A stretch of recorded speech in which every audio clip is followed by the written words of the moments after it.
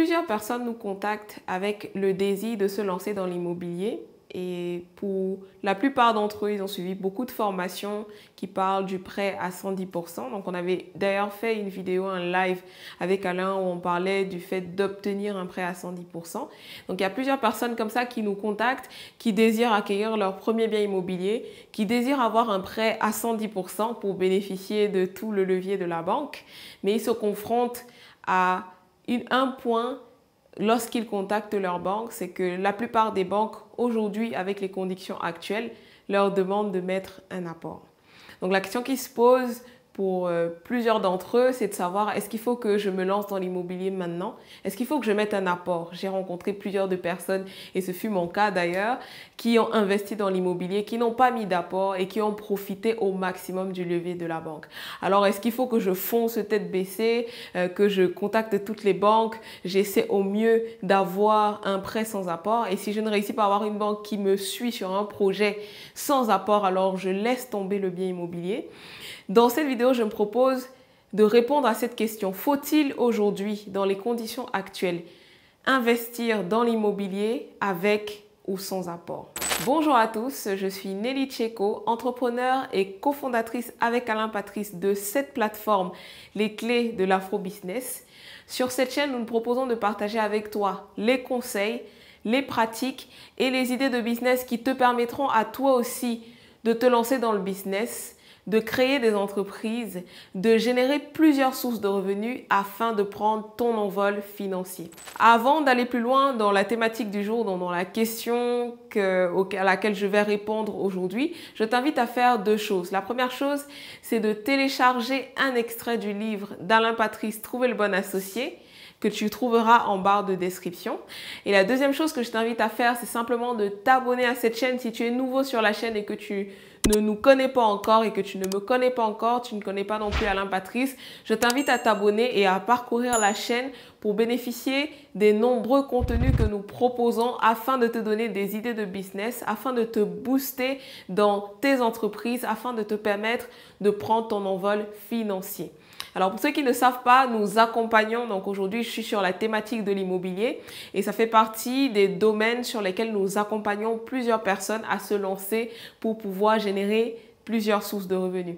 Donc si tu souhaites te lancer dans l'immobilier, si tu désires être accompagné ou encore si tu désires bénéficier de la formation en ligne que nous avons mis pour toi, alors je t'invite simplement à aller en barre de description et tu auras toutes les informations pour être accompagné dans l'immobilier. Alors si tu te lances dans un autre business et que tu désires également être accompagné, nous proposons un certain nombre de modules, d'offres qui te permettront de bénéficier de l'expertise de notre équipe pour que tu puisses prendre ton envol financier dans tes affaires. Alors, comme je l'ai dit en introduction, l'objectif de cette vidéo, c'est de répondre à la question est-ce que aujourd'hui, il faut que je me lance dans l'immobilier en mettant de l'apport? Alors déjà, pour commencer, il y a plusieurs personnes que nous accompagnons et plusieurs d'entre elles se sont confrontées à des banques qui ont été catégoriques et qui ont refusé de les accompagner dans leur projet immobilier s'ils n'avaient pas d'apport. Donc voilà, parce que les conditions actuelles avec la crise sanitaire et donc la crise économique, les conditions actuelles au niveau des banques se sont resserrées. La plupart des banques, le process qu'appliquent les banques, c'est que finalement, lorsque vous vous lancez dans un projet immobilier, vous décrivez, il y a plusieurs banques qui font cela, vous décrivez sur le site internet votre profil, les différentes caractéristiques du bien, du prêt que vous souhaitez avoir. Vous décrivez votre dossier et puis il y a un conseiller qui vous appelle et qui vous pose un certain nombre de questions. Et dans les questions qui sont posées par le conseiller en question, l'une des questions qui revient, c'est « Avez-vous un apport ?» Et lorsque, pour plusieurs banques, lorsque vous n'avez pas d'apport, le dossier ne va pas plus loin. Donc, le conseiller vous dit tout de suite que la banque ne vous suivra pas sur votre projet immobilier. Alors ça, c'est spécifique en particulier pour le contexte actuel parce qu'il y a 1 an et même il y a 2 ans, quand moi j'ai investi, les conditions n'étaient pas identiques. Mais voilà, avec la crise économique et la crise sanitaire, les conditions sont beaucoup plus resserrées et les banques veulent suivre des personnes qui sont prêtes à investir également, c'est-à-dire en mettant un apport. Généralement, les banques demandent 10% du prix du bien que vous achetez qui va être un peu plus que les frais de notaire. Donc voilà, et donc il y a des personnes qui se posent la question, est-ce qu'il faut que je me lance du coup dans ce projet immobilier? J'ai fait mes calculs, le projet c'est un bon projet qui me génère un bon cash flow, mais j'avais prévu ne pas mettre d'apport. Déjà, ce qu'il faut savoir, c'est que lorsque vous vous lancez dans l'immobilier, c'est très important pour les banques, quelles que soient les conditions, que ce soit maintenant ou il y a 1 an, 2 ans. Pour une banque, c'est très important de savoir que vous êtes une personne qui sait gérer son argent. Et la façon dont la banque va vérifier que vous savez bien gérer votre argent, c'est que la banque va regarder si vous avez de l'épargne. Donc, même si vous faites un prêt immobilier ou même s'il y a 1 an, 2 ans, on faisait des prêts immobiliers à 110%, la banque va toujours regarder si vous avez un bon dossier. Et ce qui va apporter un bon à votre dossier, c'est le fait que vous ayez des épargnes. Donc, l'épargne est non négociable quand on veut se lancer dans l'immobilier. Donc, si aujourd'hui tu veux te lancer dans l'immobilier, tu n'as pas d'épargne, alors il faut absolument que dès à présent, tu te mettes une discipline d'épargne. Donc, tu peux choisir un montant, un pourcentage, tu te fais des virements automatiques et tu te mets une discipline d'épargne tous les mois si tu veux avoir une chance de pouvoir te lancer dans l'immobilier et acquérir des biens immobiliers. Donc voilà, ça c'est quelque chose de toute façon qui est indubitable et inévitable. Il faut avoir de l'épargne quand on veut se lancer dans l'immobilier. Donc ça, c'est la chose que la banque va regarder. Il y a 1 an ou 2 ans, les banques regardaient uniquement si vous aviez de l'épargne et certaines banques vous suivaient sur un projet à 110%, donc qui vous octroyait un prêt à 110%. Aujourd'hui, les conditions sont différentes. Il y a quelques exceptions. Donc, nous, on a eu des cas de personnes qui ont réussi à avoir des prêts à 110%, mais ce sont vraiment des exceptions. Par contre, aujourd'hui, avec les conditions actuelles, la banque va vous demander d'avoir au minimum 10% du prix du bien que vous souhaitez acheter. Donc maintenant, la question c'est, est-ce que je continue dans le projet ou alors j'attends ou alors je laisse tomber? Ma recommandation par rapport à cela, c'est qu'il faut toujours garder à l'esprit qu'un investissement demande un investissement de notre part. Maintenant, dans l'idéal, avoir un prêt à 110%, c'est vraiment l'idéal. C'est ce que tout le monde recherche, c'est ce que tout le monde souhaite pour bénéficier au maximum du levier de la banque. Mais il faut voir que, par exemple, quand vous vous lancez dans d'autres types de business, il y a toujours un investissement que vous faites. Un investissement peut-être financier au départ pour payer un certain nombre de charges que vous avez, avec, dans l'optique, de rentabiliser votre investissement au bout d'une certaine période. Il faut se dire que dans le contexte actuel, il faut penser investissement. Il ne faut pas uniquement penser utiliser l'argent de la banque, mais il faut penser investissement. Donc, qui dit investissement dit d'avoir une semence que vous êtes prêt à laisser partir avec pour optique, donc au bout d'une certaine période, de retrouver l'investissement de départ. Ça, c'est la pensée dans laquelle vous devez vous mettre pour penser comme un investisseur et pas uniquement comme une personne qui veut générer des sous. Parce qu'il faut avoir la mindset d'un investisseur.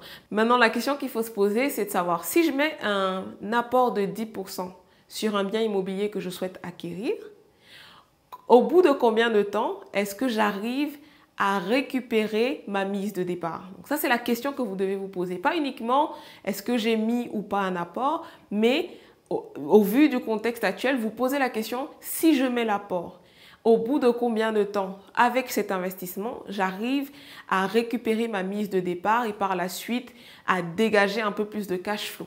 Donc ça, c'est la question que vous devez vous posez. Une fois que vous vous posez cette question, vous faites vos calculs. Typiquement, si vous avez un bien immobilier où avec vos calculs, vous avez estimé obtenir 500 €, 600, 800 € de cash flow, sans prise en compte du différé, vous pouvez calculer au bout d'1 an le montant que vous allez avoir. Typiquement, si vous avez 800 € de cash flow tous les mois, au bout d'1 an, vous avez 8 000 €. Donc, si vous êtes parti sur un bien, par exemple, de 80 000 € ou plus, sur 1 an, vous arrivez à rentabiliser ou à récupérer les 8 000 € que vous aviez investis au départ. Au bout de 2 ans, vous arrivez à récupérer plus.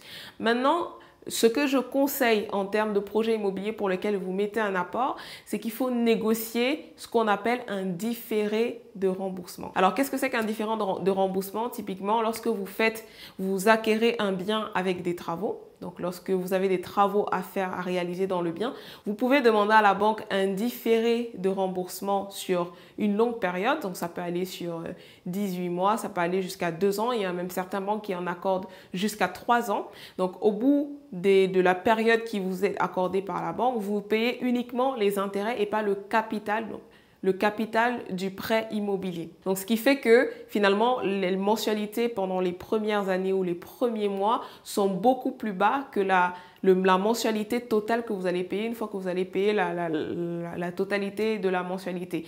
Donc, le fait d'avoir un différé de remboursement, typiquement sur 18 mois, sur 2 ans et même sur 3 ans si vous réussissez à avoir, vous arrivez au bout des 3 premières années à dégager un énorme cash flow, vraiment un gros cash flow qui finalement vous permet de récupérer votre mise de départ et même d'avoir un surplus les années suivantes.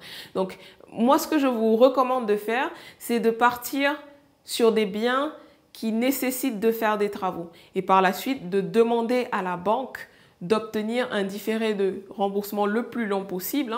Vous demandez le plus long possible. Et une fois que c'est fait, vous faites vos calculs. Si la banque vous demande d'investir et de mettre un apport de 10% du prix du bien, vous faites vos calculs. Vous voyez si au bout de 1 an, de 2 ans, vous arrivez à récupérer votre mise de départ et à avoir un surplus, alors là, vous avez un investissement qui est rentable. Parce que comme je disais au début, tout investissement demande de l'investissement de notre part, demande une semence de notre part, demande que nous puissions prendre soit de notre temps, soit de notre argent, de semer avec pour espérance de récolter par la suite. Donc, c'est un peu ma recommandation en ce qui concerne le fait de mettre un apport. Nous, typiquement, avec Alain, on accompagne pas des personnes qui ne sont pas prêtes à mettre d'apport dans l'immobilier dans cette période parce qu'on sait que la plupart, par expérience et avec des témoignages de plusieurs personnes, les banques ne suivent pas. Donc voilà. Donc moi, je vous recommande, si vous voulez vous lancer dans l'immobilier, ne vous découragez pas. Lancez-vous. Si vous n'avez pas d'épargne, donc prenez le temps de construire une épargne en fonction du projet que vous voulez avoir. Et prenez le temps d'avoir au moins en épargne 10% du prix du bien que vous souhaitez acquérir.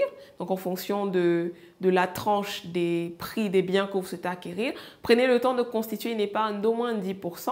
Et si vous avez déjà l'épargne et que vous vous posez la question, est-ce qu'il faut que je mette mon épargne ou pas dans cet investissement? Comme je vous ai recommandé, faites votre calcul. Faites le calcul en prenant en compte le différé en plus et vous voyez au bout de combien de temps vous arrivez à dégager du cash flow. Et si vous voyez qu'au bout d'1 an et 1 an et demi, vous arrivez à dégager le cash flow qui vous permet de récupérer votre mise de départ, alors votre investissement, c'est un bon investissement et je vous encourage à vous lancer. J'espère que j'ai pu répondre aux questions que vous vous posiez peut-être sur le différé, sur l'apport, sur le fait de mettre un apport pour un bien immobilier. Donc, si vous avez d'autres questions, n'hésitez pas en commentaire à me le partager. Donc, je répondrai à vos questions. Et si vous êtes déjà lancé dans l'immobilier, si en ce moment, vous voulez vous lancer, vous voulez vous faire accompagner, comme je l'ai dit au départ, n'hésitez pas à aller en barre de description. Vous aurez toutes les informations sur l'accompagnement que nous proposons. Et vous pourrez également par la suite nous contacter pour que nous puissions vous donner de plus en plus d'informations. Donc voilà, j'espère que vous avez apprécié cette vidéo. Si c'est le cas, n'hésitez pas à partager au maximum autour de vous. Et moi, je vous donne rendez-vous la semaine prochaine. On est ensemble.